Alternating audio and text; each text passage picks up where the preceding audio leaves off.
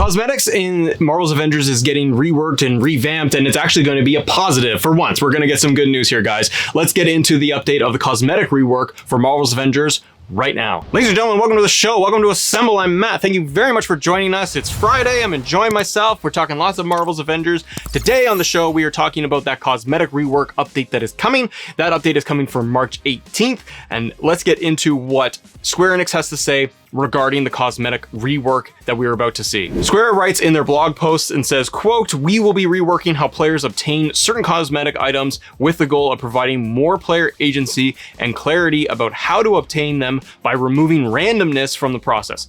Currently, many of these items are only obtainable through the random chance in strong boxes or in chastity stores, the cosmetic vendors themselves.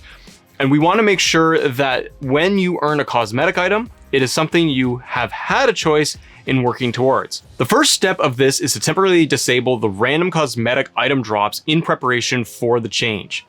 Players won't lose anything they have already earned.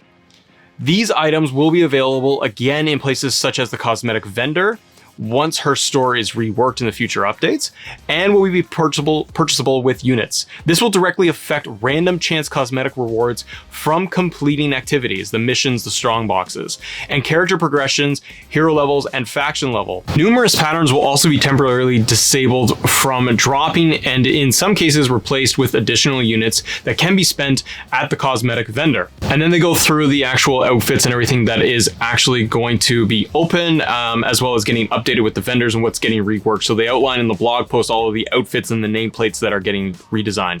The last thing they say is just finally, we wanted to give some players a more immediate reward for activating Hawkeye challenge cards. So we've moved to an outfit to the first slot of the activated path. So the cosmetic rework, I think, is a really good win for this game. It's been really challenging, and frankly, I have not cared or enjoyed having to grind or look for cosmetics at all. When the game first came out, I had a few extra bucks and I went out and I actually got some of it. I just paid for some of the outfits that I wanted for Iron Man as well as Captain America because they look cool.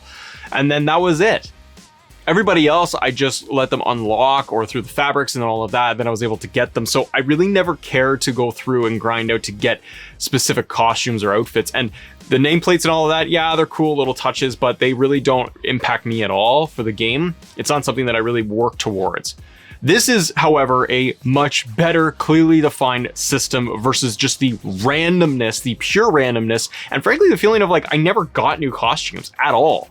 And I think that if I had characters that I leveled up to 25 or 40 or 50, then I'm like, I should see way more costumes unlocked. If I look at Thor, for example, he's up pretty high for me, but I don't have like anything really unlocked for him because it's so random when you're actually going to get it drop. This is really cool because it sounds like they're going to rework all of this so that when you are going to pull up missions or you can actually work towards cosmetics, or you're going to be able to get the cosmetics by completing certain missions, hives, and so on to be able to actually get that Thor cosmetic that you were looking for. It's an extra layer of something to work towards, because maybe you wanted to unlock everything for Captain America and be like, I just want all of his suits. I've done everything with him, but now I want to get all the cosmetics. That allows one little extra incentive for players to be able to go back and say, okay, I want to be able to grind towards this thing now. Again, it's one more thing to do. And really, if you wanted specific unlockable cosmetics, you should be able to just work towards them and be able to clearly say, I want to be able to look like Hulk this way. What do I got to do to get that?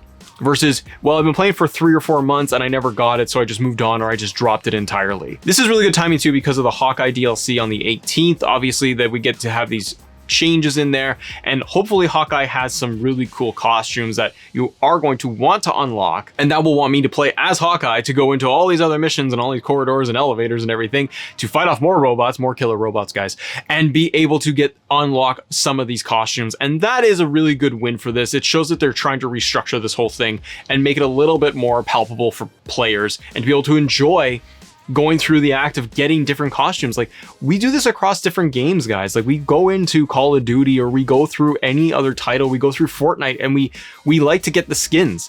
We like to show off that we have a character and we've unlocked certain suits or whatever. And a third person game like Avengers, you want to see your character and you want to see what they look like. And I really think that this is a good thing because it means that players don't necessarily feel like they have to go and actually pay to get that next suit. They can actually work towards it if they've done everything, or they do just like going through with one single character, and now they got more incentive to play as them. Cosmetic rework is going to be good. I think now we have a slew of updates that have come out, that are announced. They're going to be coming out on March 18th from the Hawkeye DLC, cosmetic reworks, the XP rework, which we talked about in the other episode. There's a lot to be able to digest, as well as all of the updates that you're going to be getting visually and how it all runs from your PlayStation 5 to your Series X. That's the next thing to see, is how is that actually going to look and play. And I hope that it starts to feel like a brand new refreshed game, and maybe this will start the trend of kind of an Avengers 2.0. Otherwise, it's endgame. Anyways, everybody, thank you so much for watching this episode. Let me know in the comments below, what do you guys think? Are you excited to be able to have kind of revamped cosmetics through all of this? And check out our other episode where we cover all of the XP reworks. We just went through all of that, and I'd love to know all of your thoughts on that too. Thank you guys so much for watching. As always, thank you for assembling with us. See ya.